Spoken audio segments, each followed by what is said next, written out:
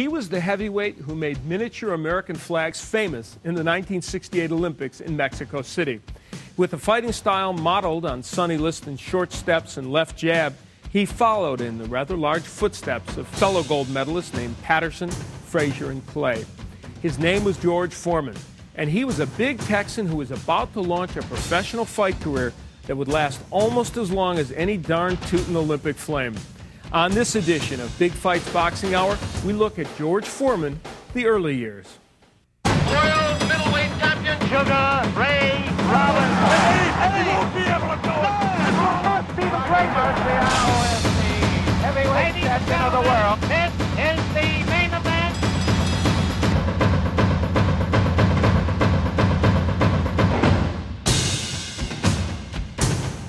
Hi, everybody. I'm Al Bernstein, and welcome to Big Fights Boxing Hour. This time around, we're focusing on the early years of heavyweight champion George Foreman. Marshall, Texas is the birthplace of George Foreman, the man. There is no dispute about that. His age, well, that's another story. Some say he arrived in 1949, while others say 1948.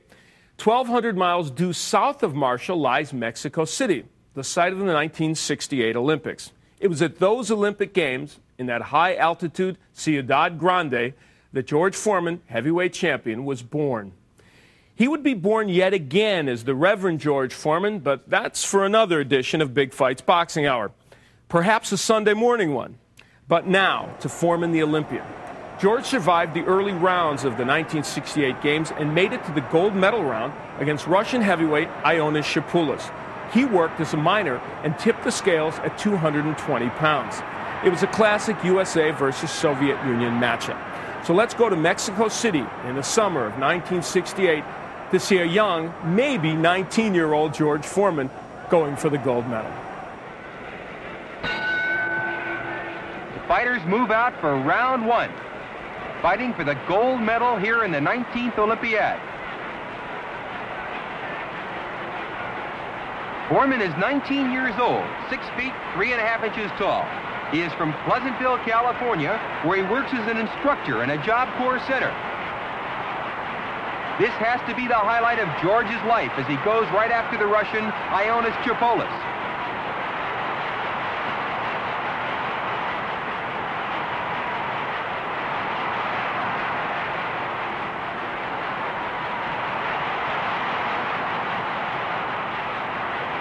George winging in those punches here in round one.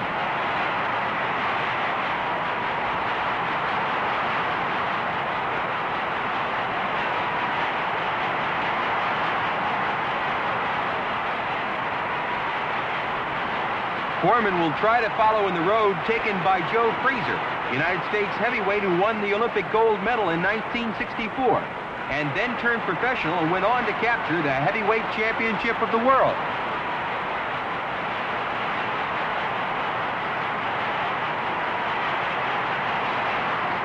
Ripping lefts by both fighters.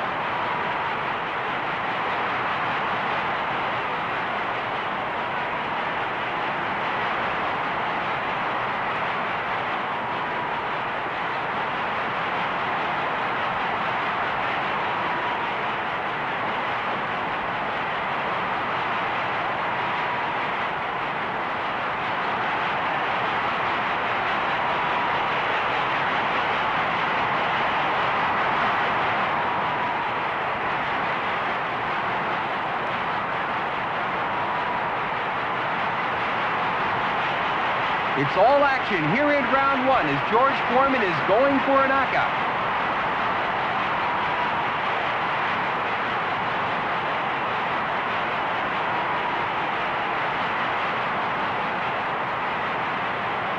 Ripping punches by George Foreman. Shapoulis bleeding from the nose. George is throwing bombs in there. He's taking over from the more experienced Russian, Ionis Shapoulis.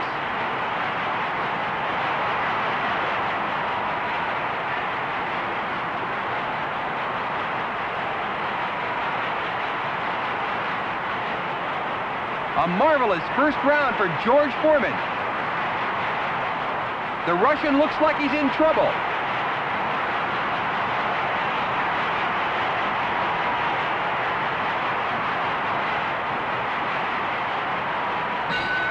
there's the end of the first round, a dynamite round for George Foreman. Chipolis wearily sits down in his corner. His second wipes the blood off of his face.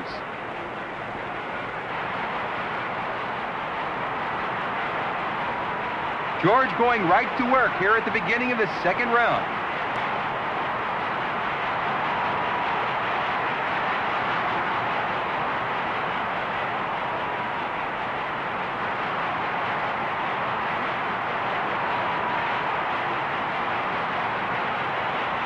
Dynamite punches by George Foreman.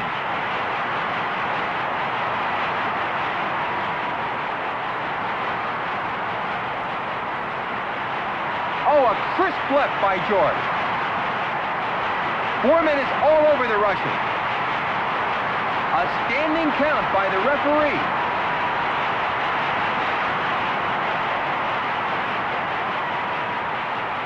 The fight will continue at the count of 9. Chipolis looks in very bad shape. George is going after the Russian.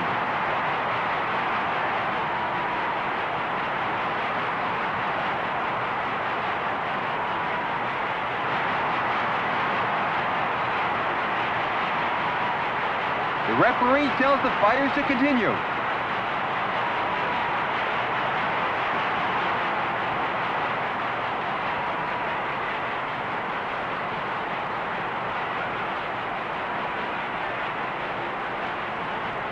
The referee warns George for holding and hitting.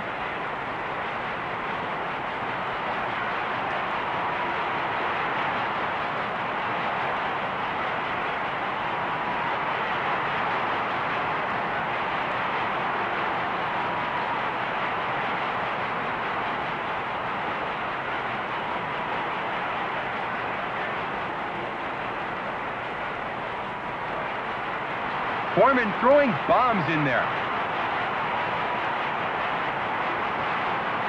Ripping punches by George Foreman. He's all over the Russian.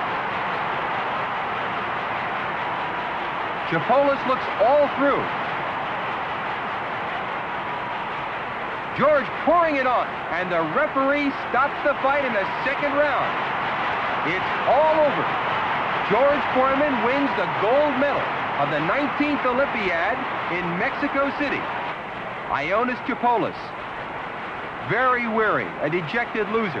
And there's George holding up the American flag in the center of the ring before thousands of impressed spectators and millions more of television viewers. An inspiring ending to Olympic boxing at the Mexico City 19th Olympiad. Though some fight experts said he needed seasoning before turning pro, George Foreman launched his pro career almost immediately after his gold medal victory at the '68 Olympics. Foreman's debut in June of 1969 came against a Brooklyn printer named Donald Waldheim, who was 10 years older than Foreman. 2 minutes into the third round at Madison Square Garden, Waldheim went down under a barrage of sledgehammer blows from George. 8 months later, on February 16, 1970, a young and undefeated George Foreman was back at the Garden, getting his first real test as a fighter. The main event that night featured Joe Frazier's defeat of Jimmy Ellis for the heavyweight title that had been stripped from Muhammad Ali. The undercard featured the raw, hard-punching Foreman, who was 15-0 with 13 knockouts.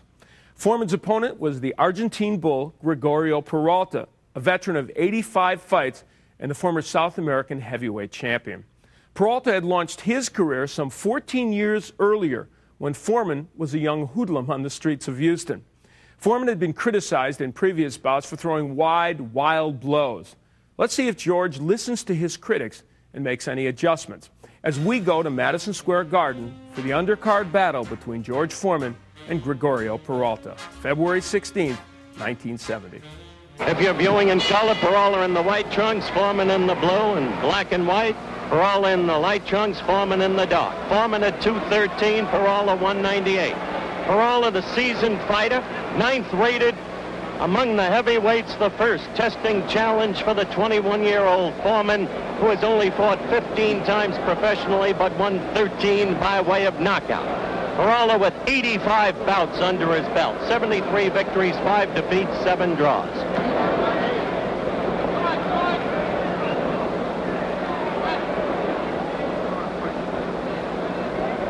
Peralta will use his experience trying to stay away from the bigger, stronger, younger man. Foreman with a left that is like a lamppost, a recurring piston, if you will.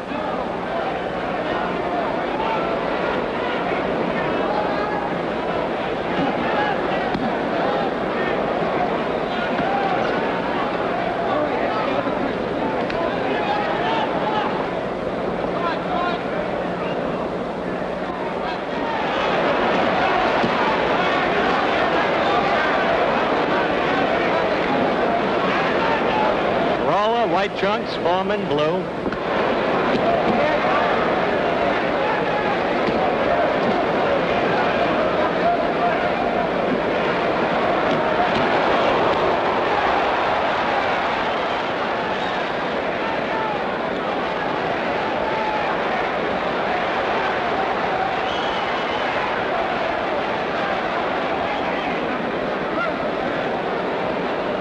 Excited about this fight because it's by far the most testing challenge the young Olympic champion has had professionally up till now.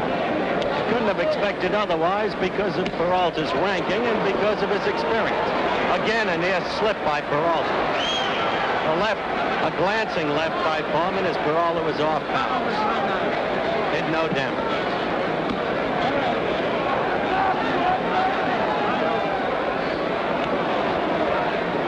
Some blood over Foreman.